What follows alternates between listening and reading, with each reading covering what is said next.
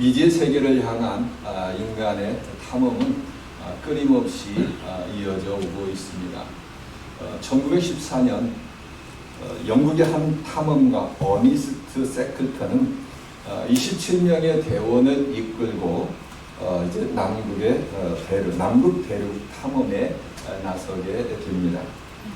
어니스트 세클턴은 이제 사람들을 구인 모으기 광고를 냈고요. 그 많은 온 사람들 중에서 약 5천여 명이 지원했다고 합니다. 그런데 27명만 특별히 선별해서 이제 28명이 남극을 향하여서 배를 타고 나아갔습니다. 그런데 안타깝게도 그 배가 그 남극으로 향하는 도중에 큰 빙벽을 만나게 되고 배가 함께 얼음에 얼면서 배가 움직일 수 없게 되었습니다. 그래서 그것을 떠나기 위해서 탈출하기 위해서 부단히 노력을 하는데 도저히 그 얼음을 깨고서 나아갈 수 없는 그런 상황이었습니다. 시간이 흐르면서 식량은 부족하게 되었고 정말 생사가 오고 가는 그런 절대절명의 위기에 빠지게 됩니다. 그때 그들은 펭귄을 잡아서 식량으로 삼고요. 힘든 과정 속에서도 서로를 격려하고 위로하고요. 또 함께 그 대륙을 남극 대륙을 탐험하기 위해서 많은 개들을 배 싣고 갔습니다. 그랬을 때 올해 그들이 그 어렵고 힘든 상황을 긍정적으로 하기 위해서 개썰매를 타면서 서로 막 시합도 하고요. 그러면서 그 어려운 환경 속에서 어떻게든 절망을 이겨나가려고 노력했다고 하는 것이죠. 무려 634일 2년 동안 그곳에 사투를 벌이다가 마침내 그들은 한 사람도 생명을 잃지 않고 무사 귀환하게 되었습니다. 비록 탐험에는 실패했지만 한 명도 생명을 잃지 않고 돌아온 그들을 향하여서 실패라고 단어를 쓰는데 그 앞에 위대한이라고 하는 단어를 붙입니다. 위대한 실패였다라고 하는 것이죠. 어니스트 세클턴과 비슷한 사건이 1년 전에도 있었습니다. 1913년도에 캐나다 탐험대가 이제는 북극으로 떠났습니다. 그때 스테펜슨이 리더로 나갔는데 이 북극을 탐험하고자 한 그들도 또 동일하게 배가 얼음 빙벽에 갇히고 말았다고 하는 것이죠. 그런데 그들은 수개월 만에 한 사람도 살지 못하고 다 죽고 맙니다. 서로 자기가 더 음식 먹겠다고 싸우고 거짓말하고 또 속이고 다투는 중에 그 모든 그 분열이 일어나고 결국 그들은 다 얼어 죽고 말았다고 하는 것이죠. 비슷한 상황에서 1년 쌓입니다. 비슷한 상황 속에서 한 탐험대는 모두 전멸하고 한 탐험대는 단 한 사람의 생명도 잃지 않고 다 돌아올 수 있던 그 비결이 무엇이냐 했을 때에 탐험대를 이끄는 리더의 리더십과 함께 함께 했던 사람들의 팀워크와 질서였다고 하는 것입니다. 리더십의 부재와 팀원들의 이기적인 분열이 모두 다 생명을 잃고 말았고 그 어렵고 힘든 똑같은 상황 속에서도 그 뛰어난 리더십과 함께 팀원들이 서로를 위한 이타적인 희생으로서 그런 파도까지 살아올 수 있었다고 하는 것이죠. 영국의 BBC 방송에서 지난 1000년 동안의 최고 탐험가 10명을 뽑았습니다. 그 중에 한 사람이 바로 이 어니스트 세클턴이었습니다. 그래서 이분에 대한 영화도 있고요. 이분에 대한 책도 나왔습니다. 그리고 그때 모든 상황들을 다 사진을 촬영해가지고 전부 다 사진과 함께 그들의 역사가 기록으로 남겨졌습니다. 그래서 리더십의 이야기할 때 이 어니스트 세클턴에 대해서 이야기를 합니다. 자, 우리가 또 리더를 비교할 때 이런 이야기를 아마 들어본 적이 있을 것입니다. 토끼가 이끄는 사자무리. 무리는 사자들이에요. 그런데 지도자가 누구냐면 토끼입니다. 그때도 한쪽의 무리는 토끼들인데 리더, 지도자는 사자입니다. 자, 이 두 팀이 싸웠을 때에 어느 팀이 이기겠느냐 이것이죠. 실질적인 그 싸움을 시킬 수는 없는 거죠. 그런데 그 상황을 가지고 질문하는 것입니다. 사자무리의 리더의 토끼, 토끼무리의 리더의 사자. 거기에서 이야기는 그렇게 말합니다. 답을. 비록 토끼 무리지만은 리더가 사자였을 때에 그 토끼들은 겁 많은 토끼가 아니라 아주 용맹스러운 토끼가 되어서 사자물을 이길 수 있다고 하는 것입니다. 리더십에 있어서 리더의 중요성에 대해서 이 이야기를 합니다. 어떤 환경이나 여건이 아니라 지도자가 누구냐에 따라서 결과는 전혀 달라지게 된다고 하는 것이죠. 142년 동안 무너진 성벽이 52일 만에 이제 세워지게 됐습니다. 52일 만에 그 무너진 성벽이 세워질 수 있었던 것은 한 사람의 리더, 그 리더십이, 뛰어난 리더십이 성벽을 완성하게 했다고 하는 것이죠. 기류의 사람이었고 행동의 사람이었습니다. 반대와 방해에 부딪혔을 때 감정에 치우치지 않았습니다.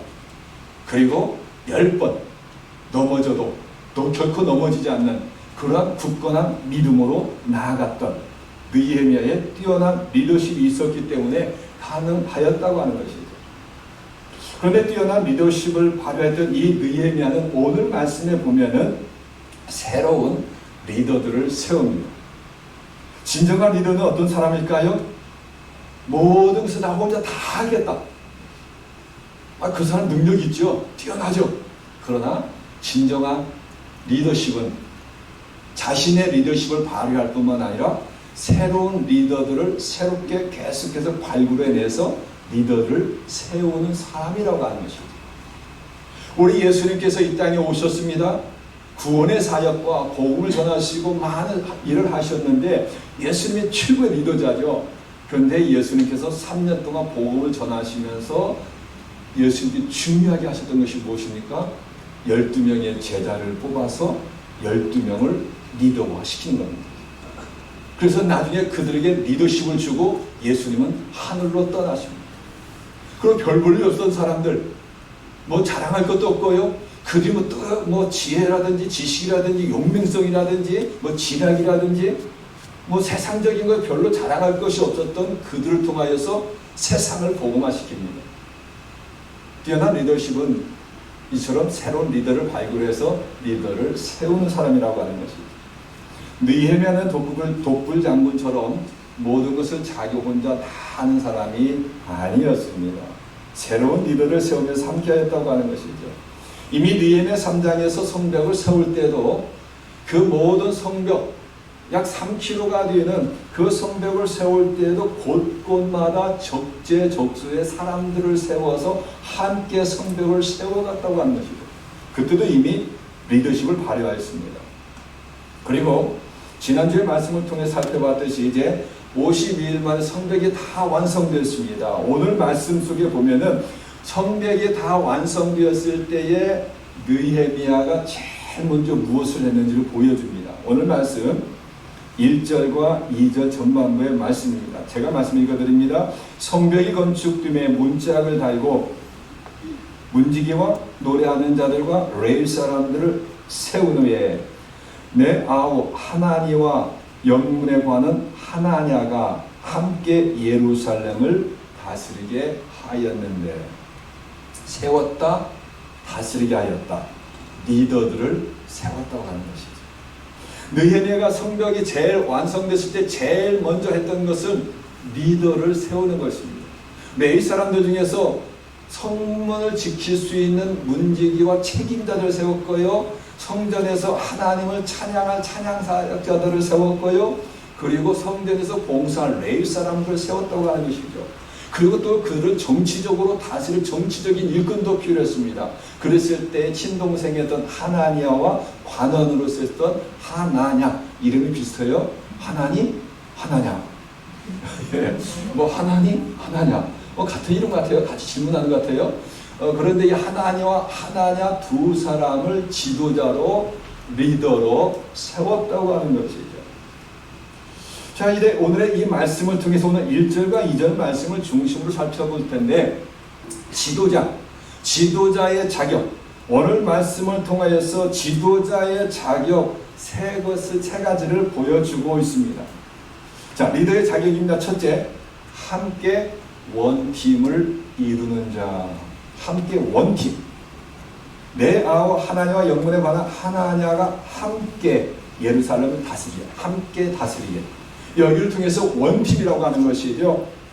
보통 팀으로 하는 스포츠가 있죠. 배구, 축구, 농구, 야구, 이런 팀으로 하는 이 스포츠에서 그 팀이 이기기 위해서 가장 중요하게 여기는 것이 원팀입니다. 모든 선수들이 하나가 되는 거라는 것이죠. 어느 한 선수만이 영웅이 되어서는 안 됩니다. 어느 한 선수만의 최고의 선수가 되어서, 물론 그런 선수가 필요하지만은 모든 팀들이 하나로 원팀을 이룰 때에 비록 그 팀 전체가 선수들 개개인을 봤을 때는 특출나지 않아도 좋은 성적을 거둘 수도 있다고 하는 것이죠. 혹시 여러분은 배구 좋아하시나요? 저는 개인적으로 하여간 스포츠는 거의 다 좋아해요. 그런데 작년에 도쿄에서 2020년 도쿄 여자 배구 올림픽이 팬데믹으로 인해서 1년 후에 작년에 열렸습니다. 거기에 그 대회에서 열기 전에 각 대륙별로 이제 여자 배구 팀들이 나라별로 이제 경기를 해서 본선에 진출한 팀이 12나라였습니다. 근데 12나라에서 가장 약체에 해당되는 팀이 한국 여자 배구팀이었습니다. 도쿄 배구가 열리기 전에 2달 전에 이탈리아에서 국제 여자 배구대회가 있었습니다. 16개 나라 팀 중에서 한국이 그때 15등을 했어요. 그렇기 때문에 그 이제 12개 대륙의 대표가 나오는 그 배구팀에서 한국이 잘하라고 기대를 못했습니다. 그런데 놀랍게도 저는 좀 유심히 봤거든요. 막 5세트까지 가면서 하여간 피튀기 하는 거예요. 끝까지. 그래서 연장전까지 가고 계속 하면서도 이겨나가더라고요. 비록 메달은 따지 못했지만은 최약체로 여겨졌던 여자 배구팀이 김연경 선수를 중심으로 해서 원팀이 되어가지고 부상 투혼 가운데에 사유를 했습니다. 그 원팀의 중요성이라는 것이죠. 그래서 2002년도 한일 그 축구 월드컵에 우리 한국 사유를 했잖아요. 그래서 그거가 견뎌서 이야기할 정도로 좋은 성적을 거뒀습니다. 원팀을 이룰 때에 이런 결과를 이룰 수가 있다고 하는 것이죠. 신앙에 있어서도 영적인 원팀이 필요합니다. 우리가 리스타트, 우리가 교회가 영적으로 세워져 가는 데 있어서 이 영적으로 세워져 가는 데 있어서도 원팀을 이루면서 함께 한 마음으로 힘을 붙들어 가면서 나아갈 때 우리가 영적으로 새롭게 나아갈 수가 있다고 하는 것이죠. 모세가 기도할 때에 아론과 훌이 함께 손을 붙들고 기도하였습니다. 지쳐 힘들 때에 옆에서 기도할 수가 있다고 하는 것이죠. 누군가가 지쳐 힘들어할 때 함께 옆에 사람이 구역 식구들, 권사님, 집사님, 장로님, 또 성도님 서로 함께 붙잡고 함께 기도하는 겁니다. 가나안 정탐할 때에 여호수아와 갈렙이 한 팀이 되어서 믿음의 보고를 하였습니다. 부정적인 얘기가 많이 나올 때 아니다, 할 수 있다, 하나님 함께 하시면 된다라고 하는 그 믿음의 보고를 함께 하는 원팀이 되어야 된다고 하는 것입니다. 바울과 바나바, 바울과 실라, 바울과 누가 등 원팀이 되어 복음을 전파하였습니다. 초대 예루살렘 교회는 너무나도 연약한 교회였는데 강력한 교회가 될 수 있는 것은 무엇이었을까요? 먼저는 제자들, 그리고 함께했던 120명이 원팀이 된 것입니다. 하나 같은 팀이 될 때에 그들은 강력한 교회를 세워나갈 수가 있었다고 하는 것이죠. 지금 느헤미야는 하나냐와 하나냐, 원팀의 이름도요, 하나니, 하나냐, 우리는 원팀이다. 예, 하나니, 하나냐, 우리는 원팀이다. 이 원팀을 이루면서 나아갈 수 있도록 이 느헤미야가 세웠다고 하는 것이죠. 자, 원팀은 어떤 팀일까요? 잘했을 때는 잘했다고 박수 쳐주는 것입니다. 야, 너무 잘했다. 함께 기뻐하는 것입니다. 어렵고 힘들어 지칠 때, 또 실수하고 잘못했을 때 괜찮아. 다음에 잘하면 되잖아. 할 수 있을 거야. 내가 도와줄게. 그리고 그 사람이 지쳤으면 내가 한 발자국 더 가는 겁니다. 내가 손 한 번 더 움직여주는 거예요. 그 사람을 위해서. 그 사람 짐을 내가 한번 짊어져 주는 것입니다. 이렇게 할 때 원팀이 이루어진다고 하는 것이죠. 교회도 마찬가지입니다. 당회에서 목회자와 장로님들이 서로 하나가 되어서 원팀이 되는 것입니다. 우리 집사회에서 집사님들이 하나가 되어서 원팀이 되는 것입니다. 우리 구역에서 구역장님들이 원팀이 되고 또 구역에서 구역장님과 또 구역원들이 원팀이 되는 겁니다. 선교에서 이제 회장님과 더불어 또 선교 회원들이 원팀이 되는 거예요. 사역도 마찬가지. 사역자한테 원팀을 이루는 것이죠. 교회학교, 중고등학교, 대학교, 어른들 전체가 또 원팀을 이루는 것입니다. 그럴 때 그 원팀이 되었을 때 비록 약할지라도 강력한 힘을 발휘할 수가 있다고 하는 것이죠. 우리 신앙 안에서 영적 원팀을 이루어나가는 우리의 세배 저와 여러분 모두가 되시기를 주님으로 축원합니다. 다시 한번 합니다. 자, 우리 뭐 이익수 장로님 안 계시면 아멘 소리가 안 들려요? 자, 우리 함께 한 마음을 돼서 영적 원팀을 이뤄가는 우리 새벽기가 될 줄로 믿습니다. 아멘. 네, 그렇습니다. 이제 두 번째는 지도자의 자격. 오늘 말씀을 통하여 두 번째 자격입니다. 오늘 키워드가 있어요. 첫 번째는 원팀이었습니다. 두 번째 키워드는 충성입니다. 충성. 그래서 충성을 다하는 자라. 느헤미야 7장 2절에 이렇게 말씀하고 있습니다. 내 아우 하나냐와 영문에 관한 하나냐가 함께 예루살렘 다스리라 했는데 그 다음 하나냐는 어떤 사람이라고요? 충성스러운 사람이었다라고 말하고 있습니다. 사도 바울은 고린도전서 4장 2절에서 맡은 자들에게 뭘 맡았어요? 책임을 맡았다고 하는 것이죠. 리더입니다. 리더는 책임을 맡은 자죠. 맡은 자들에게 구할 것은 충성이니라. 맡은 사람들에게 필요한 것은 충성이라고 하는 것이죠. 리더에게 필요한 것은 그저 위에서만 명령만 하는 것이 아니라 리더로서 지도자로서 본인에게 주어진 그 책임성에 충성을 다하는 사람이 진정한 리더라고 하는 것이죠. 느헤미야 역시 자신의 맡은 일에 충성을 다하는 사람이었습니다. 그가 다른 리더를 세울 때 지켜봤던 거예요. 하나냐를 지켜봤습니다. 그런데 하나냐가 관원이었는데 자기 맡은 일에 최선을 다하는 겁니다. 그래서 믿고서 하나냐에게 또 이제 직분 지도자로 세웠다고 하는 것이죠. 아마 여러분도 워싱턴 DC에 알링턴 국립묘지에 아마 많은 분들이 다녀왔을 것입니다. 아니면 알링턴 국립묘지 혹시 못 갔으면은 그 앞에 포토맥 강을 건너면 한국전 참전용사 기념공원이 있죠. 아마 우리 한국 사람들이니까 거기는 다녀왔겠죠. 알링턴 국립묘지에 가게 되면은 케네디 대통령을 비롯하여서 미국의 대통령들과 유명한 사람들 그리고 전쟁터에 나가서 뭐 미국이든 전 세계에 나가 어디서든지 전쟁터에서 목숨을 잃었던 약 40만 명의 참전 용사들의 묘지가 있는 군인들의 묘지가 있는 곳이 알링턴 국립묘지입니다. 근데 그 알링턴 국립묘지에 가게 되면은 성역처럼 미국 외 여러 세계 나라의 정상들이 오게 되면 꼭 거기 가서 헌화하는 곳이 있습니다. 바로 무명 용사의 묘지입니다. The Tomb of the Unknown Soldier. 1921년 11월 11일 제1차 세계대전에서 희생된 신원 미상의 미국의 4명 군인 그들을 여기에 안장하였습니다. 그리고 이제 무명 용사의 묘지라 하여서 전 세계 우리 한국의 대통령들도 오면 의문을 드리잖아요. 그리고 헌화합니다. 매 시간마다 근위병들이 엄숙한 교대식을 합니다. 이름은 알 수 없지만은 그들의 나라를 위해 생명을 바친 충성을 기리는 것이죠.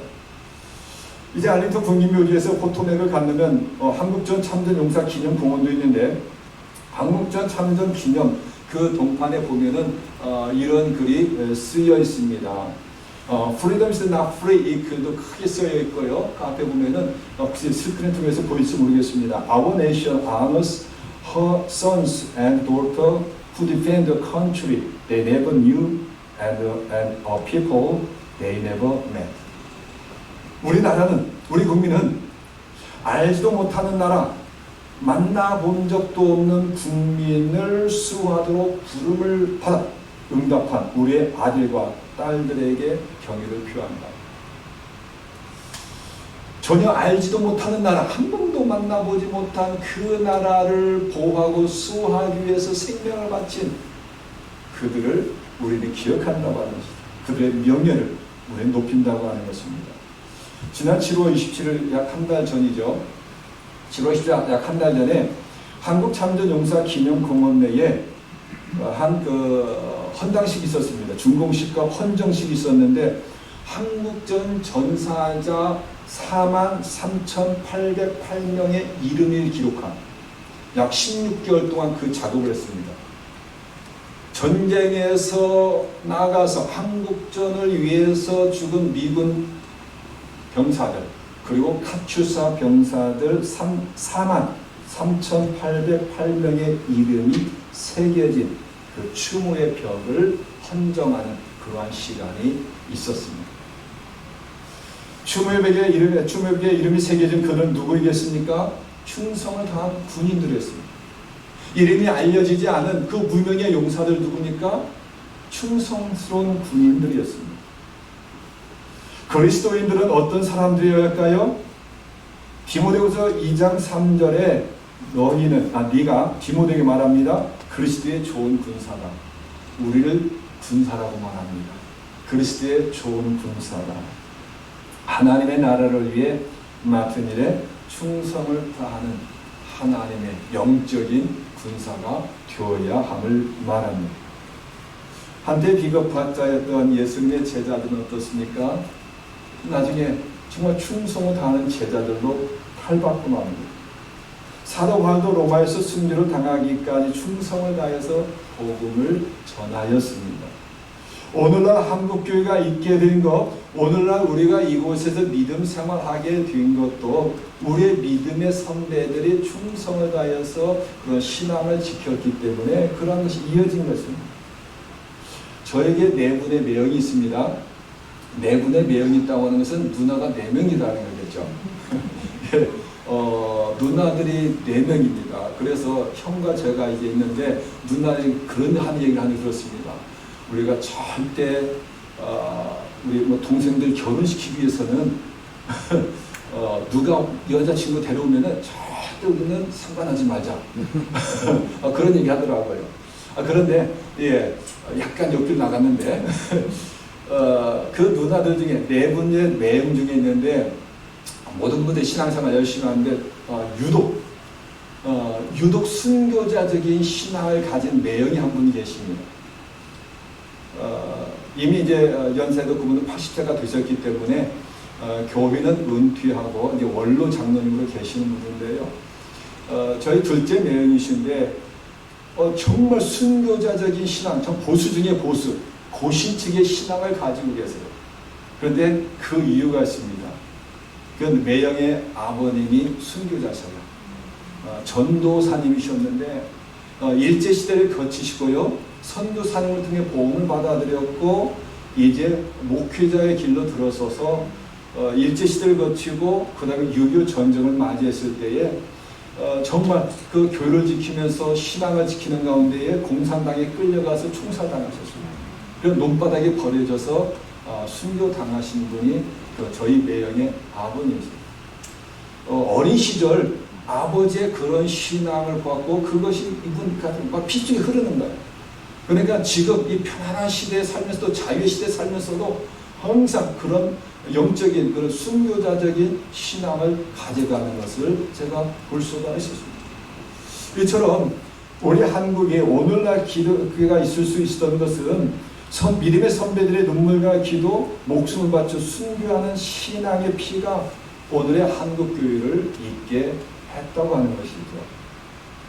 사실 오늘 우리에게는 교회 다닌다고 목숨을 위협받는 때가 아닙니다. 그렇잖아요? 누가 우리가 교회 나온다고 죽이는 사람이 있나요? 협박하는 사람이 있나요? 없습니다. 여러분 교회 조금만 열심히 해보세요. 여기저기 칭찬하죠. 집사님, 성도님 정말 열심히 합니다. 칭찬 엄청 듣죠. 오늘날 우리가 신앙생활 하기에는 물론 사회가 바쁘고 힘든 부분도 있지만 예전 시대 보면은 오늘날 신앙은 너무나도 쉬운 시대입니다. 완전히 보장된 세대라고 하는 것이죠. 그러다 보니까 우리의 신앙이 너무나도 어린아이와 같은 신앙이 된 것 같습니다. 온상에서 자란 꽃과 식물처럼 조그만 어려움만 있으면은 우리의 신앙이 흔들려 버리고 만다고 하는 것이죠. 오늘의 말씀을 통하여서 우리가 좀 더 정말 리더, 지도자로서 리스타트하는 그런 신앙이 되기 위해서는 우리가 신앙이 좀 더 굳건하고 강건한 충성을 할 수 있는 이러한 신앙이 회복되어져야 한다고 하는 것입니다. 잠언 25장 13절에 이런 말씀이 있어요. 충성된 사장, 충성된 하나님의 종은 그를 보낸 이에게 마치 추수하는 날의 얼음 냉수 같아서 능히 그 주인의 마음을 시원하게 하느니라. 충성하는 사람은 주인에게 여름날의 얼음 냉수 같다. 주인의 마음을 시원케 하는 자라. 저와 여러분 모두 다 우리에 맡겨진 그 일들을 조금씩 최선의 충성을 다함을 통하여서 하나님의 마음을 시원케 해드리는 그런 하나님의 사람들이 되길 주님의 이름으로 축원드립니다. 아멘. 다시 한번 부탁합니다. 얼음 냉수같이 하나님의 마음을 시원케 하는 하나님의 사람이 되기를 진심으로 바랍니다. 아멘. 네. 아멘. 자, 이제 세 번째입니다. 지도자의 자격입니다. 하나님을 경외하는 자입니다. 하나님을 경외하는 자. 하나냐는 충성스러운 사람이요 하나님을 경외함이 무리 중에서 뛰어난 자라. 하나님을 경외하였다. 느헤미야는 하나님을 경외하되 특별히 느헤미야는 이 하나냐를 선택할 때에 하나냐가 하나님을 경외하는 그 신앙을 보고서 지도자로 세웠다고 하는 것이죠. 제가 예전에 한번 이야기한 적이 있습니다. 유대인들 보게 되면 유대인들 머리 뭐 쓰고 다니죠. 키파죠. 혹시 왜 쓰고 다닌다고 했죠? 키파를요. 내 위에 누가 계시다고요? 하나님이 계시다고 하는 거예요. 저는 그 유대인들이 예수님을 십자가에 못 박고 예수를 믿지 않는 것은 참 안타까운데 유대인들 쓰고 다니는 그 키파는 저 그 정신은 참 좋더라고요. 매 쓰고 나갈 때마다 매 쓸 때마다 내 위에 하나님이 계시다고 하는 걸 생각하는 거 아닙니까? 우리는 잊어버리잖아요. 하나님이 계시는 걸 잊어버릴 때가 너무 많았습니다. C.S. 루이스는 이런 말을 했습니다. 교만한 자는 자기 밑을 보기에만 급급해서 자기 위에 계시는 분을 보지 못하는 사람이다. C.S. 루이스의 말도 맞아요. 교만한 자는 누구냐? 내 위에 아무도 없는 거예요. 자기가 최고의 있는 것입니다. 자기 밑에만 보는 거예요. 그래서 우리는 내 위에 하나님이 계시는 걸 믿는 사람, 하나님을 경외하는 자라고 하는 것이죠. 사람들이 교만에 빠지거나 절망과 낙심에 빠지고 제멋대로 사는 것은 하나님을 생각하지 못하기 때문에 그렇습니다. 교만한 것도 하나님을 생각하지 못하기 때문에 교만한 것이고요. 절망과 낙심에 빠지는 것도 또 우리가 범죄하는 것도 하나님의 계심을 잊어버렸기 때문에 그렇다는 것입니다. 영적 지도자의 자격은 바로 하나님을 경외하는 사람, 하나님이 계심을 믿고 하나님을 믿고 따르는 자라고 하는 것이죠. 하나냐가 바로 그러하였습니다.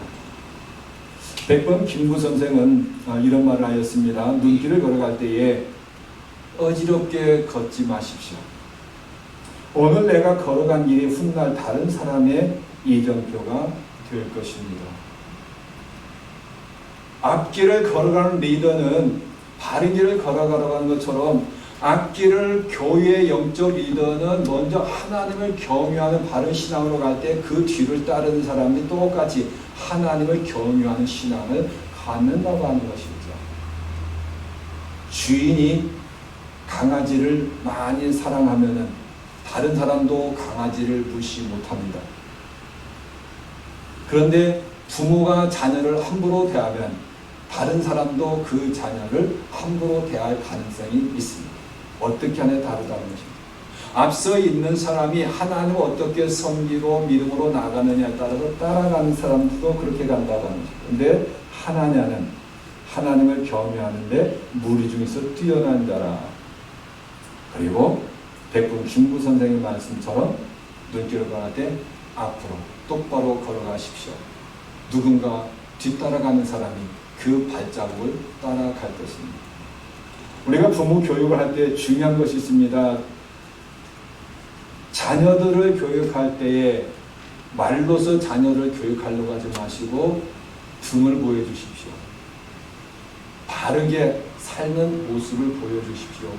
자녀는 부모의 말로 자라는 것이 아니라 부모의 등을 보고 자랍니다. 교육에 있어서 아주 중요한 말입니다. 최근에 제가 이런 질문을 받았습니다. 당신은, 저는 목사님은 하면 지금까지 신앙과 인격 형성에 있어서 누구의 영향을 가장 많이 받았습니까? 그리고 지금도 누구의 영향을 받고 있습니까? 이 질문을 제가 받았어요. 그런데 제가 고민도 전혀 안 해요. 0.0000001초 바로 떠오르는 한 분, 저의 아버지입니다. 15년 전에 돌아가셨지만 지금도 저에게 영향을 끼치는 분이 저희 아버지예요. 저는 아버지의 그 등을 봤거든요. 그분이 어떻게 말씀하시고 어떻게 살아가는지 그 모습을 저는 생생하게 기억하고 있거든요. 그러니까 저는 목사로서 목회길을 걸어가고 있지만 다른 분의 영향을 준 분도 있겠지만은 저는 딱 바로 그 질문의 답이 아버지라고 하는 아버지의 등. 목회자가 아니었어요. 성도였습니다. 여러분 같이 성도로서 신앙생활, 하나님을 어떻게 섬기고 어떻게 이웃을 사랑하고 성도를 사랑하고 교회를 사랑하는지 이것을 생생하게 저한테 보여주셨습니다. 토요일이면은 항상 신발과 옷을 정리하고 성경을 정리해놓고 헌금을 정리하고, 그리고 주일이면은 그 정리한 옷과 헌금과 성경책을 들고 하십니다. 제가 그 모습을 봅니다.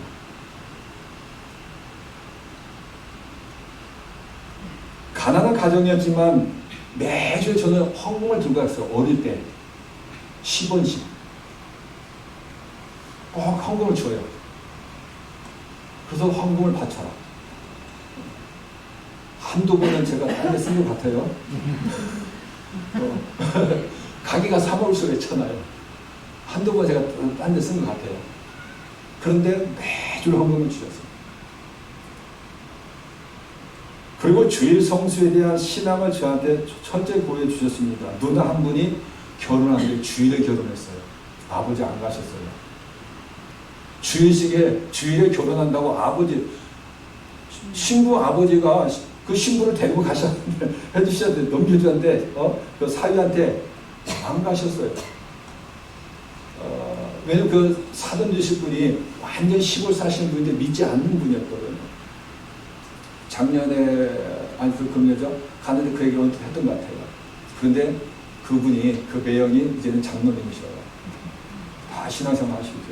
근데 그러한 것을, 그 등을 저한테 보여주셨어요. 아버지께서.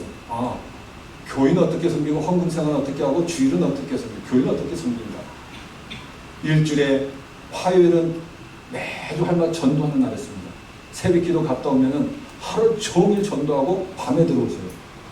평생 하셨어요. 평생. 수십 년 동안. 그러한 모습을 저에게 계속해 보여주신 거예요. 정말 한 영혼을 누가 아프잖아요. 그분에서 금식기도 하세요. 눈물로 기도해요. 며칠씩 금식해요. 그분을 건강을 위해서. 그러한 등을 저에게 보여주셨습니다. 그러니까 저의 신앙 인격 형성에서, 신앙 형성에서 그 모든 걸 저는 아버지의 등을 보고 배웠다고 합니다. 신학교에서 신학적인 건 배웠죠. 지식적인 건 배웠죠. 그러나 실질적인 그러한 것은 아버지를 통해서 제가 배웠다고 하는 것입니다. 말씀의 결론을 맺으려고 합니다. 오늘 느헤미야서를 통하여서 하나님께서 우리에게 보여주시는 하나님의 사랑, 꼭 목사, 장로, 집사, 교회 리더만이 아니라 우리 모두 다 리더입니다. 리더는 영향을 끼치는 자입니다. 리더십에 있어서 리더의 정의할 때에, 리더의 정의할 때 그 정의 중에 하나는 다른 사람에게 영향을 끼치는 자. 이게 리더입니다. 리더의 정의입니다. 자, 그러면은 부모는 자녀에게 영향을 끼칩니다. 부모는 자녀에게 리더입니다. 교회 먼저 믿으신 분들은 나중에 믿는 분들의 리더입니다. 어른들은 자녀들에게 리더입니다. 아이들에게. 근데 사실 여기는 모두 다는 우리는 누군가에 대한 리더라고 하는 것이죠. 그러면 우리가 같이 해야 될 것이 무엇일까요? 원팀이 되어 함께 섬겨나가는 것. 그리고 나의 맡겨진 일에 충성을 다하는 것. 그리고 하나님을 경외하는 것. 이것을 통하여서 하나님께서 원하시는 그런 삶을 이룰 수 있다고 하는 것입니다. 누군가에 영향을 끼치는 자로서 선한 영향력을 끼치며 하나님의 나라와 교회를 세워가는 저와 여러분이 다 되시기를 주님의 이름으로 축원합니다. 기도드리겠습니다. 하나님 아버지,